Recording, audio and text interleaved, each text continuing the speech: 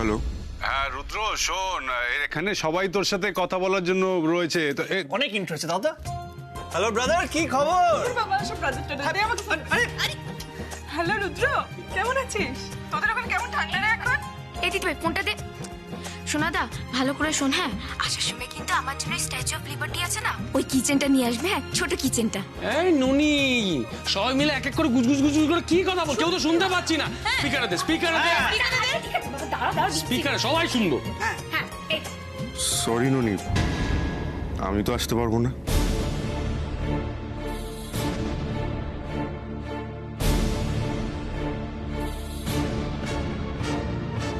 রুদ্র আসবি না? আলবাত আসবে। আমি বলছি দাদু ভাই, ঠাম্মি। আরে রুদ্র শোন, ঠাম্মি চাইছেন যে পয়লা বৈশাখে যে অনুষ্ঠানটা বাড়িতে হবে সেখানে তুই থাকিস, বুঝলি? হ্যাঁ, কেন? এতগুলো পয়লা বৈশাখ তো আমাকে ছাড়াই সেলিব্রেট করলে, এবারেরটা হঠাৎ স্পেশাল কেন?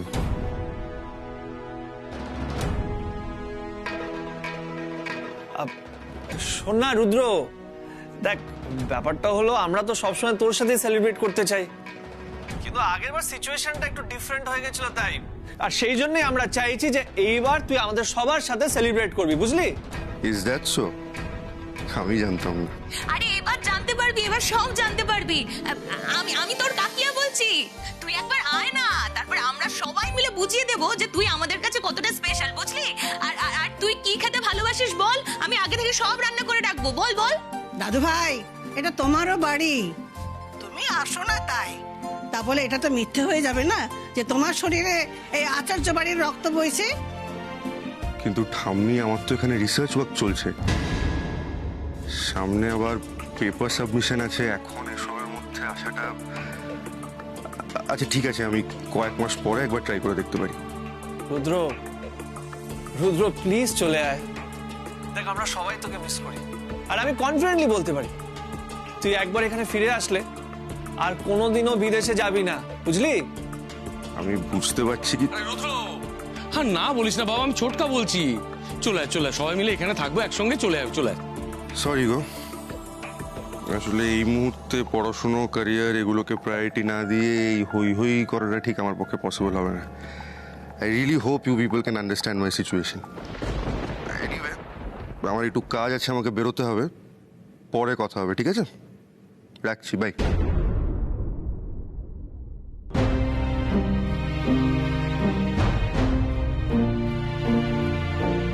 আমি ওকে অনেক বুঝিয়েছি মা, ও কিছুতেই এখানে আসতে চায় না। কি করব বলো? আমি ওকে বারবার রিকোয়েস্ট করাতেও মুখের উপরে না করে দিয়েছে, তাই একটা টাইমের পর আমি ওকে বলা ছেড়ে দিয়েছি। কিন্তু হিমু, পরিবারের ছেলে পরিবার থেকে মুখ ফিরিয়ে নেবে, এটা তো হতে পারে না, না? আচ্ছা একটু ভাব দেখি, এই আমরা যারা অনুরোধ করলাম তারা বাদে আর কার অনুরোধেও না বলতে পারবে না, এমন কেউ আছে?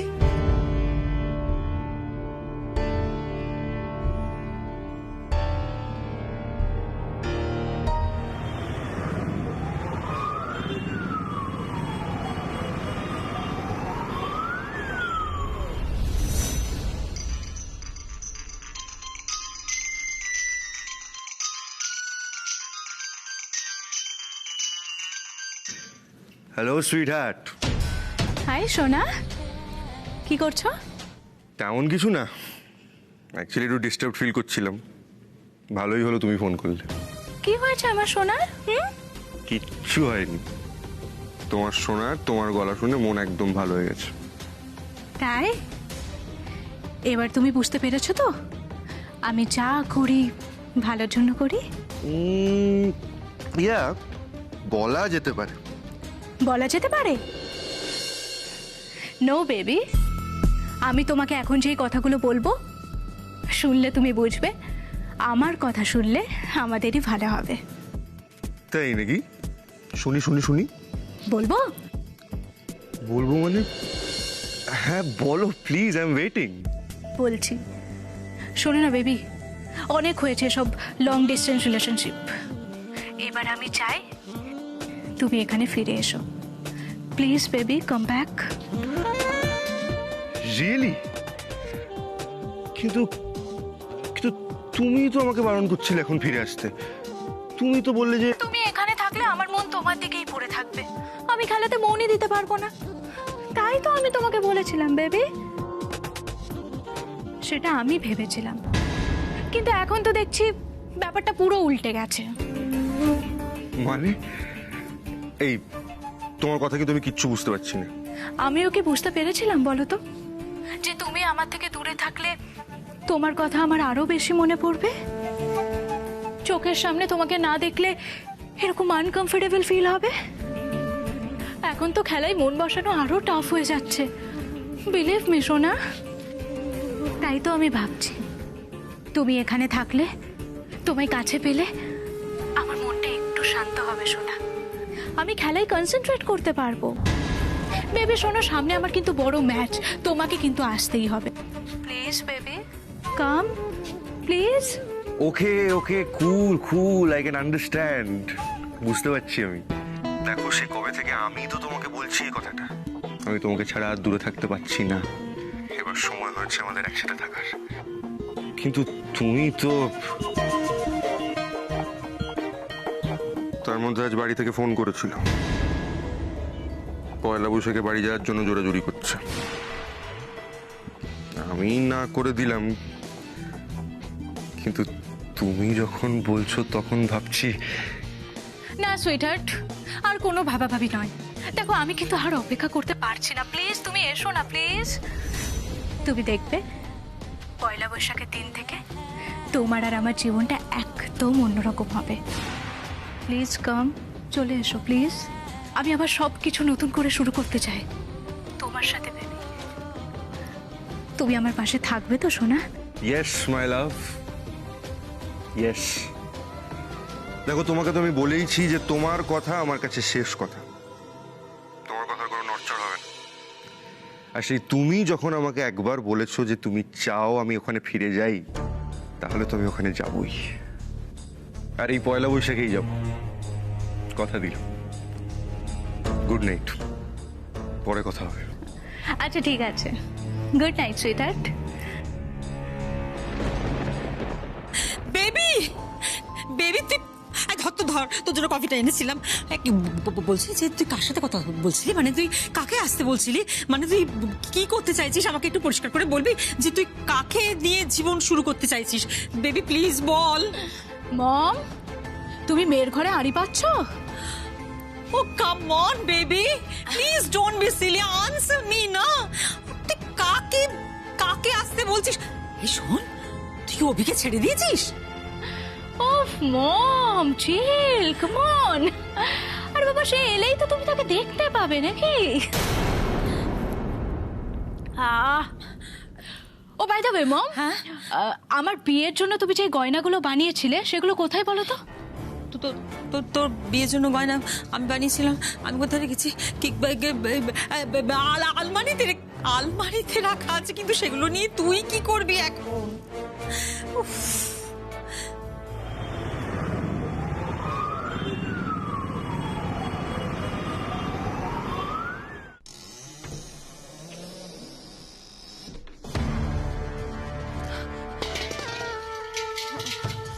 মা, পিসিমণি, কাকিয়া,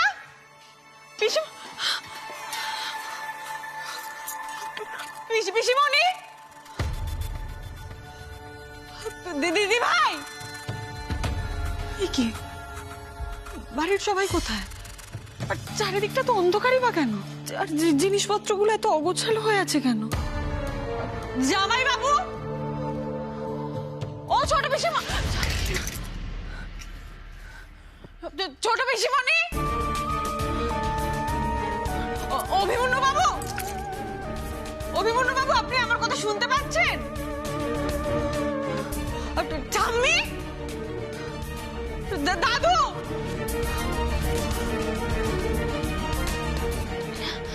দিদি ভাই, দিদি ভাই শুনতে পাচ্ছিস আমার কথা? জামাই বাবু তোমরা কোথায়?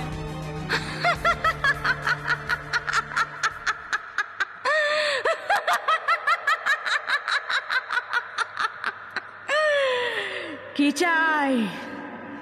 এখানে কেন এসেছিস উমা? কে আপনি? আপনি? কোথায় আপনি? সামনে আসুন।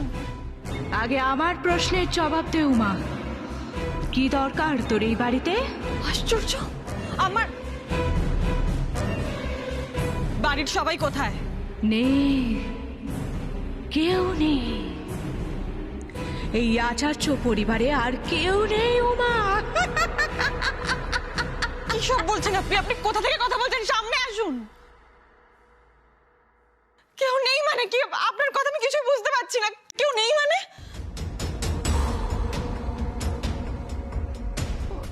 মা, টাম্মি, বাবা, পিসিমণি, অভিমন্যু বাবু, এনারা সবাই কোথায়? শেষ হয়ে গেছে, সব শেষ হয়ে গেছে। আচার্য পরিবার একেবারে ধূলিসাৎ হয়ে গেছে। একটা সাংঘাতিক ঝড়, সেই ঝড় এসে সবকিছু একেবারে তছনছ করে দিয়ে গেছে। আর কিচ্ছু অবশিষ্ট নেই, কিচ্ছু না। তুই এই বাড়ির বউ হয়েও পারলি না এই বাড়িটাকে বাঁচাতে, এই বাড়ির মানুষগুলোকে বাঁচাতে পারলি না উমা। ভয়ঙ্কর এক বিপদ সবকে রেখেছে, সবকিছু একেবারে শেষ করে দিয়েছে। ফিরে যা উমা, ফিরে যা। তুই আর কিচ্ছু করতে পারবি না, কিচ্ছু না।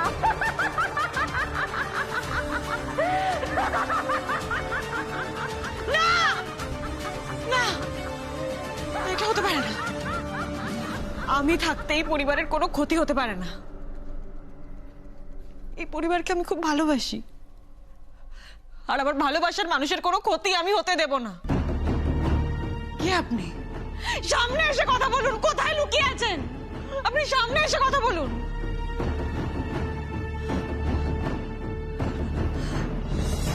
এখানে দাঁড়িয়ে থাকলে হবে না, আমাকে যেতে হবে। এই পরিবারের মানুষগুলোকে আমাকে বাঁচাতে হবে। পারবি না, আর কাউকে বাঁচাতে তুই পারবি না উমা। ফিরে যা, ফিরে যা তুই। এই বাড়িটাকে তুই আর কোনোদিনও বাঁচাতে পারবি না উমা। ফিরে যা, ফিরে যা তুই, ফিরে যা। না, না,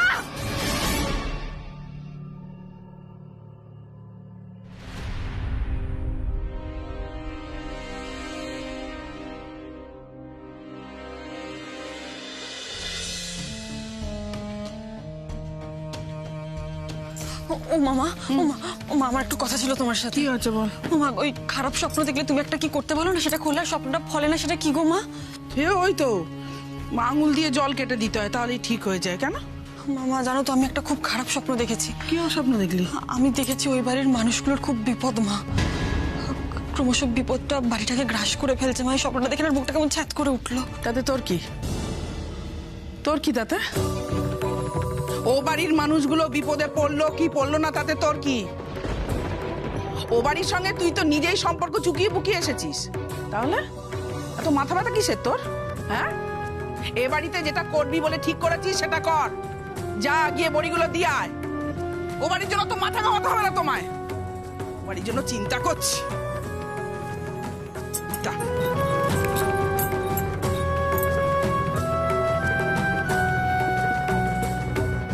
কিন্তু মা, তুমি যে বলো সম্পর্ক এত সহজে ভাঙা যায় না, এত সহজে এই বাড়িটাকে পর ভাবি কি করে বলো তো? আসলে ছোটদি, ওই বাড়ি পণ না আপন সেটা তুই নিজেই বুঝতে পারছিস না। পেন্ডুলামের মতন একবার এদিকে একবার ওদিকে, একবার এদিকে একবার ওদিক ঝুলছিস তুই। ছুটকি, তুই কিন্তু খুব পাকা হয়েছিস। কি আমার ভয় করছে। আরে বাবা, তোর মনে কি চলছে সেটা তো আমি ভালোই বুঝতে পারছি। হ্যাঁ, তোর তো 16 আনা ইচ্ছা আছে ওই বাড়ি যাওয়ার, কিন্তু তুই বড় মুখ করে বলে এসছিস, তাই জন্য আর কিছু বলতেও পারছিস না, তাই না? আমার 16 আনা ইচ্ছা আছে না ওই বাড়ি যাওয়ার? হ্যাঁ, আমি তোকে বলেছি বড় দিদির পিছনে লাগা হচ্ছে? হ্যাঁ, দেখবি মজা। কে বলেছে? হ্যাঁ, কে বলেছে? না না করিস না, মা দেখছো ও কি বলছে? না না না না, তুই বলছিস কেন এসব উল্টোপাল্টা কথা? না না না, ছাড়বো কেন? তুই পাকা পাকা কথা কি বলছিস? হ্যাঁ, ওর মনে যা আছে তাই তো বলেছি আমি। তুই দেখো, আমি তোকে বলেছি আমার মনের কথা না, আমার মন বলেছে। তাহলে তুই জানলি কি করে আমার ওই বাড়ি যাওয়ার ইচ্ছা আছে? আচ্ছা, তোরা চুপ করবি? কেন ঝগড়া করছিস? সকালবেলা থেকে উঠে বাড়িটাকে মাছের বাজার বানিয়ে রেখেছিস। তুই কেন ওর পেছনে রাখছিস? হ্যাঁ, রাখবি করতে বলছে। দুদিন মাত্র তুই একদিন করে তুমি শ্বশুর বাড়ি ফিরে যাবে, তখন মা তুমি সব কি বলছো? মা, আমি ওই বাড়ি ছেড়ে বরাবরের মতো চলে এসেছি এখানে, সেটা তুমি জানো। তাহলে এসব কি বলছো মা? চুটকি, কি হবে চুটকি? বলে ফেললাম তো। বেয়ান তো পই পই করে মানা করেছিল যে পয়লা বৈশাখের আগে যেন ব্যাপারটা না ভেঙে ফেলে। কি হবে বলে ফেললাম যে। তুমি কি বিড়বিড় করে ওকে বলছো বলো তো? কি হলো? আমার কপালটা শেষ হয়ে গেল ঠাকুর, এমনি আমার শান্তি দেবে না। আমি বারবার ভাবি যে শ্বশুর বাড়ি থেকে কেউ আসবে, আমার দৌড় করে দাঁড়িয়ে রয়েছে, আমার মেয়েটাকে ফিরিয়ে নিয়ে যাবে, সে কপাল আমার নেই ঠাকুর।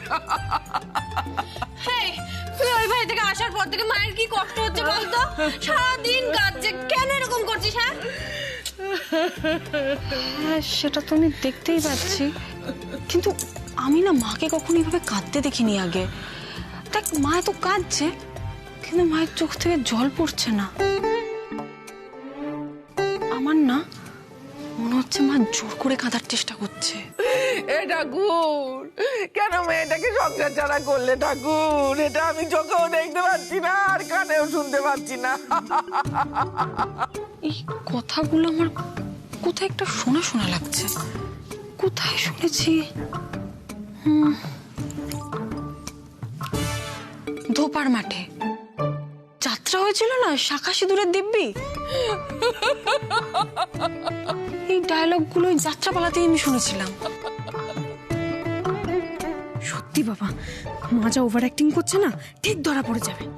শেষে কিনা যাত্রাপালা ডায়লগ আওড়াচ্ছে। না না ছুটকি, এবার তোকেই ব্যাপারটা সামলাতে হবে।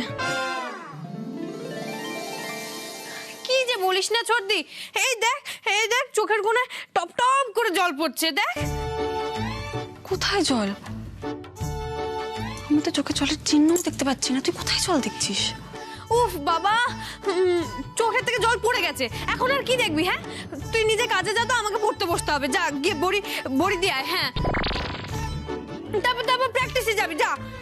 যাবো, কিন্তু মাকে এই অবস্থায় ফেলে চলে যাব? আরে বাবা, তুই মাকে নিয়ে ভাবিস না, আমি এখানে আছি তো। তোর তো দেরি হয়ে যাচ্ছে, যা না যা। আর কখন কি করবি বলতো, যা না। যাবো বলছিস? হ্যাঁ হ্যাঁ, যা যা যা। ঠিক আছে, তাহলে আমি রেডি হয়ে আসছি।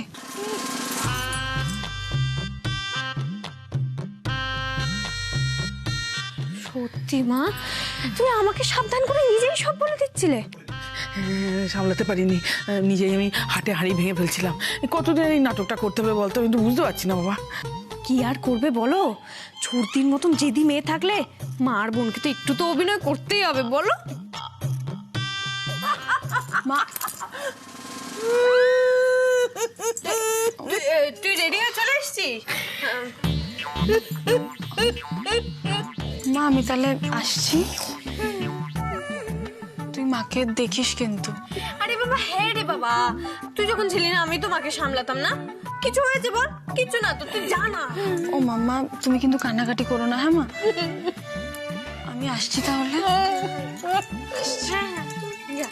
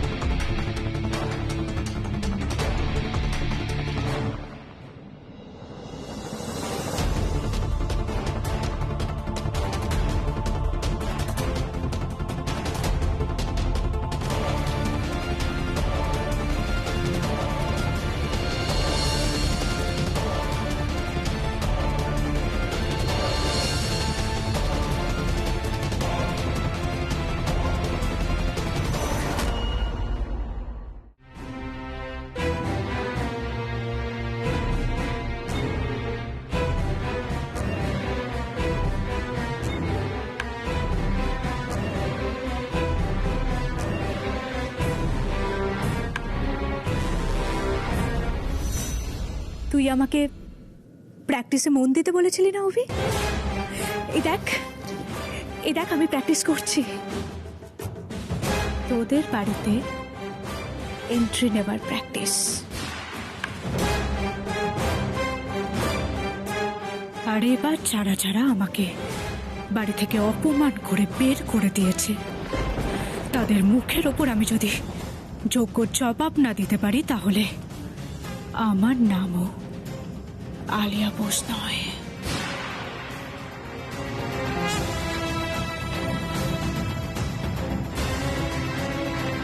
আপনি আমাকে প্র্যাকটিস করতে বলেছিলেন, আমি প্র্যাকটিস করছি অভিমন্যুবাবু। খেলার মাঠে এবার আর আমি ফিরে যাওয়ার জন্য পা রাখবো না। কিন্তু এত কিছুর মধ্যেও পুরোপুরি মন দিতে পারছি না কেন আমি? কেন যে ওই স্বপ্নটা দেখলাম সকালবেলা তখন থেকে মনের মধ্যে কু ডাকছে, চোখটাও লাফাচ্ছে। আবার কোনো বিপদ হবে না তো? মা দুর্গা, এই কিসের ইঙ্গিত দিচ্ছ তুমি আমায়?